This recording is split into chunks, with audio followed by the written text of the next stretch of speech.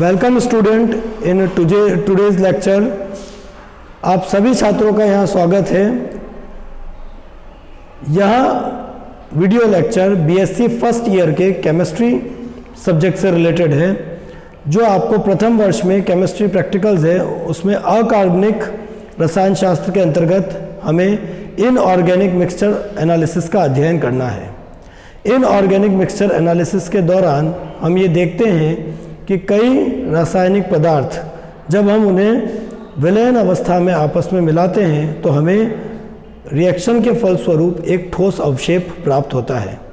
In certain chemical reactions we observe that on adding chemical reagents we obtain a white precipitate और any other colour precipitate. अब इस precipitation की chemistry क्या है, क्या मूलभूत आवश्यकताएं हैं जिसके चलते किसी रासायनिक अभिक्रिया के दौरान हमें ठोस अवशेप प्राप्त होते हैं।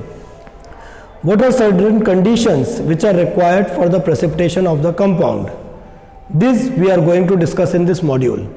इस मॉड्यूल में हम चर्चा करेंगे कि किस प्रकार रासायनिक अभिकर्मक आपस में अभिक्रिया करके अवशेप का निर्माण करते हैं।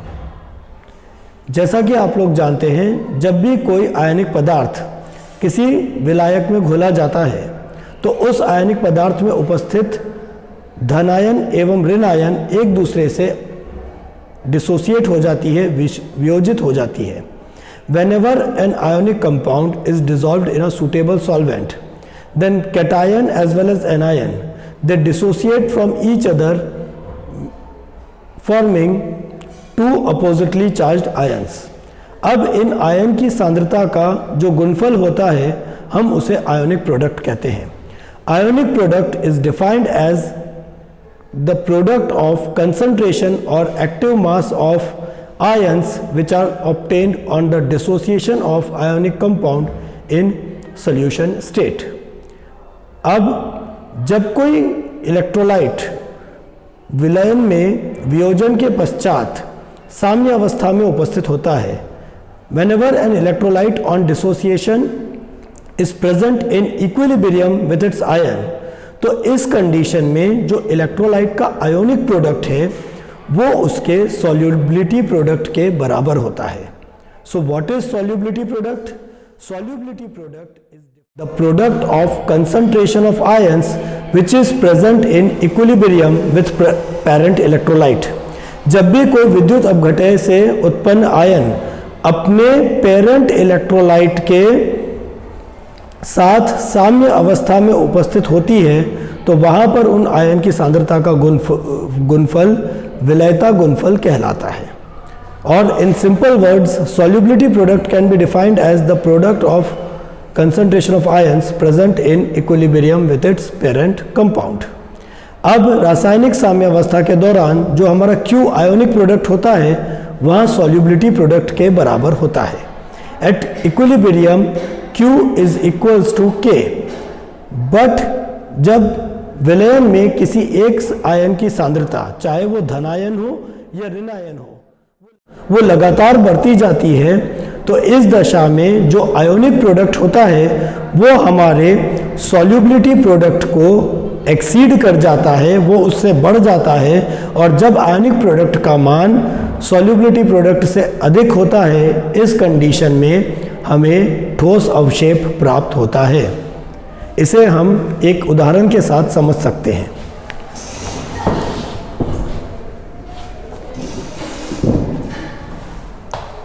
जैसा कि मैंने यह बोर्ड पर दर्शाया है, अगर AB नाम का पदार्थ यह वियोजित होने पर हमें A धनायन और B ऋणायन देता है, तो इस कंडीशन में जैसा कि आप देख सकते हैं AB यहाँ पर A पॉजिटिव और B नेगेटिव के साथ साम्य अवस्था में उपस्थित है। इस साम्य अवस्था में जो इसका Q है अर्थात आयोनिक प्रोडक्ट को हम Q से सूचित करते हैं।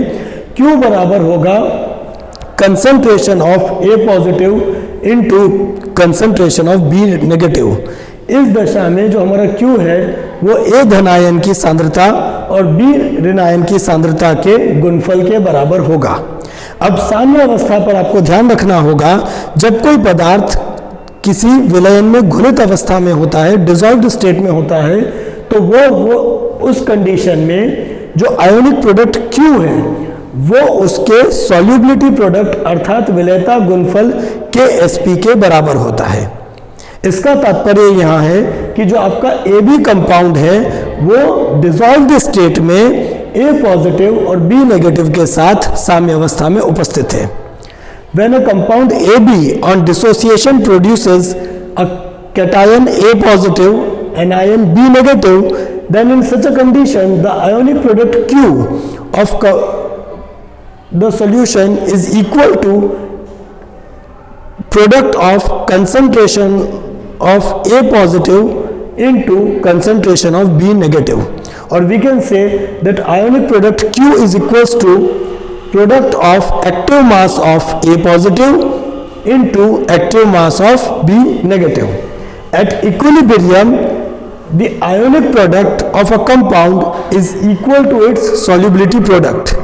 जब कोई पदार्थ डिसॉल्व्ड स्टेट में होता है, whenever a compound is present in dissolved state, then in such a condition the ionic product of a compound is always equals to its solubility product.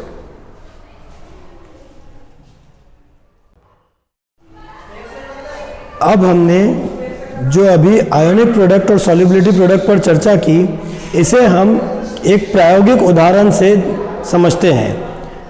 Calcium oxalate, जब कैल्शियम का solution oxalic acid के solution के साथ mix किया जाता है तो हमें कई बार कैल्शियम ऑक्सालेट का सफ़ेद प्रेसिपिटेट प्राप्त होता है।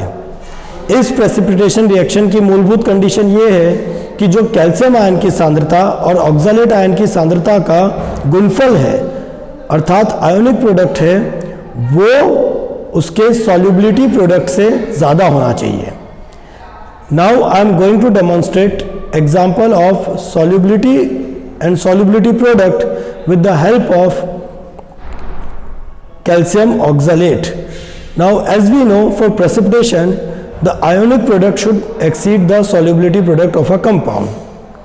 तो हमारे पास यहाँ पर दो विलयन हैं। एक विलयन हमारे पास कैल्शियम आयन का रखा हुआ है इस प्रकार से, जिसे मैंने कैल्शियम क्लोराइड को पानी में घोलकर तैयार किया है। इसे मैं इस परख नली में लूँगा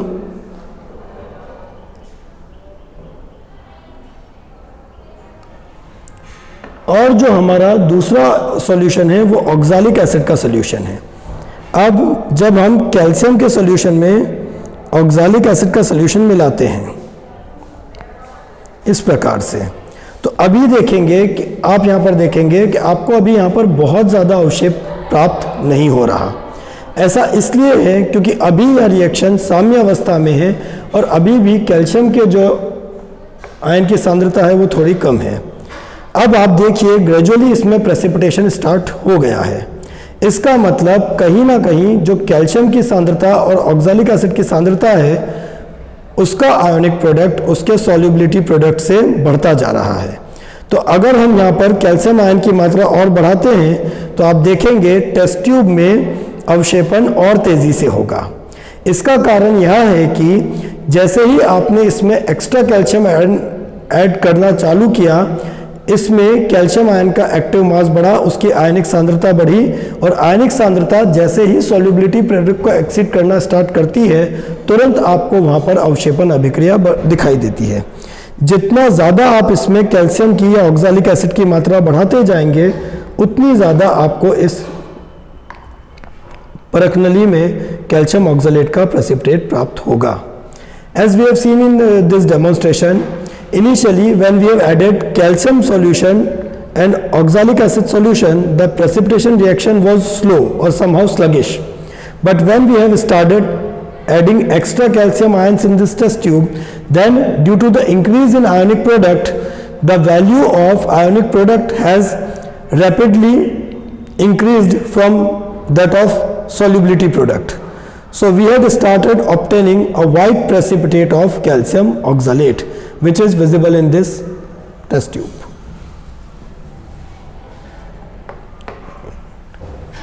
अब यहाँ पर हम जो रासायनिक अभिक्रिया है उस पर चर्चा कर लेते हैं।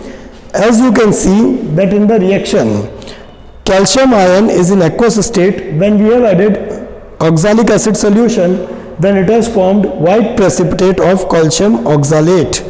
यहाँ पर जो कैल्शियम ऑक्सलेट के KSP का मान है वो है 2.7 इंटू 10⁻⁻⁹ मोल्स पर लीटर। ये बहुत कम होता है, इसका जो सॉल्युबिलिटी प्रोडक्ट का मान है ये बहुत कम होता है। और जैसा कि आपने अभी प्रायोगिक उदाहरण में देखा, as you have seen in the practical demonstration, since the solubility product of calcium oxalate is very less in water, after addition of large excess of calcium ion, we rapidly obtain white precipitate of calcium oxalate.